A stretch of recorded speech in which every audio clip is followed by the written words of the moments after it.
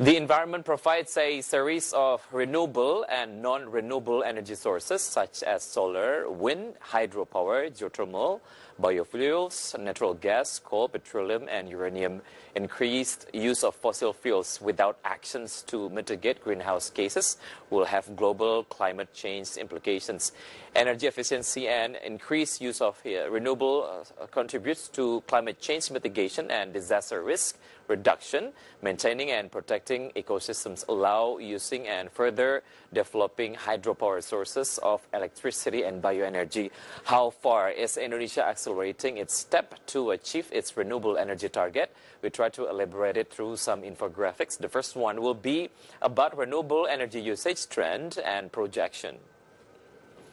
In 2013, the usage of renewable energy was on the level of 4.2%. The same number actually happened in the 2014.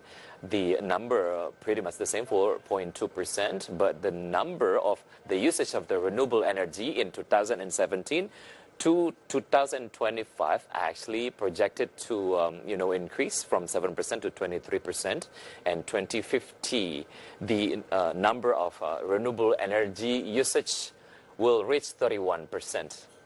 Indonesia once had policies that supported the development of clean energy, but regulatory changes in the last 10 years seems to be the root of the problem of why abundant sources of renewable power in the country have been left mostly untouched after more than 7 decades after the country's independence. At least in the last 5 years, the growth of renewable energy in Indonesia has fallen behind that of other Southeast Asian countries. Indonesia's own regulator, the Energy and Mineral Resources Ministry, was even pessimistic about reaching the development target. And how about the trend of fossil energy usage and the projection in Indonesia? Let's check the next graphic. This is a trend of fossil energy usage and projection. In 2013, the usage reaching 46.6%. In 2014, declined to only 43%. 2017, 40%. 2025, 25%. And in 2050, the trend of fossil energy usage, or the projection to be exact, reaching only 20%. The continuous decline in oil prices that has led to a lower contribution to national revenue should become a wake-up call for the government to immediately kick off fiscal reform that would speed up the use of renewable energy. Experts in the recent discussion said that according to a new report released by the Canada-based International Institute for Sustainable Development, or IISD, most revenue from the oil and gas sector was indirectly allocated for fossil fuel consumption. Without increasing revenue, the fossil fuel subsidy would only encourage the wasteful consumption of energy, leading to faster depletion of Indonesia's oil, gas, and coal reserves. The report further stated, geothermal energy is one of the source of renewable energy in Indonesia. How about its usage trend and projection? Let's see the next data. In 2013, the usage of the gas only reached 17.8%. The number keeps increasing until 2017. The number only that reached 30%. But in 2025 and 2050, the number projected to experience slowdown to only 25% and 24%.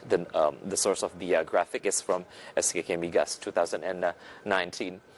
Nanang Hamdani Basnawi, Director of Local Hydro-Based Power Plant Developer Bumiloka and a member of the Indonesian Renewable Energy Society, or METI, said that it was a mystery to clean energy players that renewable energy policies had turned unfavorable and even vanished in just several years. He added that 10 years ago, the sector had Minergy and Mineral Resources Ministerial Regulation number 31, year 2009 on new and renewable energy development. But then again, some regulations changed and making the efforts in achieving renewable energy target become slower. Before we elaborate another challenges in achieving renewable energy target, we are going to see the production and consumption of geothermal energy in Indonesia.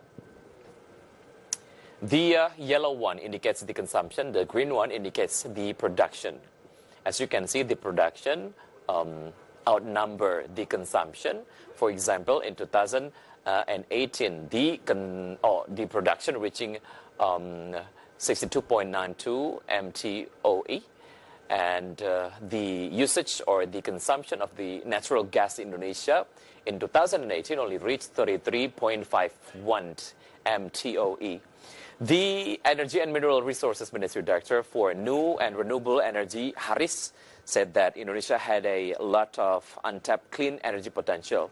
To date, we have only utilized 2% of our renewable energy potential, but luckily, our geothermal energy has become one of the world's biggest producer.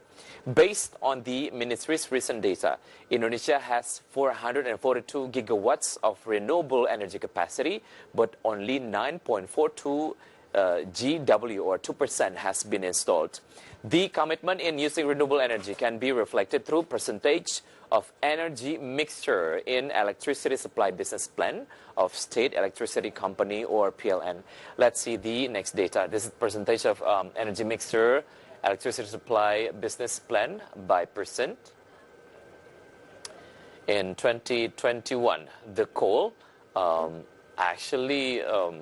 percentage of the coal usage reaching 68.2%, and then the renewable energy, actually it's the red one. In 2021, it was only projected to reach 12.2%. If we see the trend of the percentage of the usage of the renewable energy year by year, it always outnumbered by the usage of the coal as the source of the energy. Energy expert from Jakarta-based Paramadina University, Emmanuel Bria, said the fiscal transition toward cleaner energy faces a challenge from the relationship between the government and its people that dictate policy. He added, we have learned that our targets on clean energy, such as in the National Medium-Term Development Plan or RJPMN, were always missed. And it is because the market dictates our policies, such that this year coal production exceeded the initial plan. Indonesia better show its commitment to support Sustainable Development Goals number 7, which is providing affordable clean energy for the next generation through accelerate its efforts to achieve renewable energy target to make the world a better place to live in. And stay tuned on Market Headlines because we'll be right back after the break.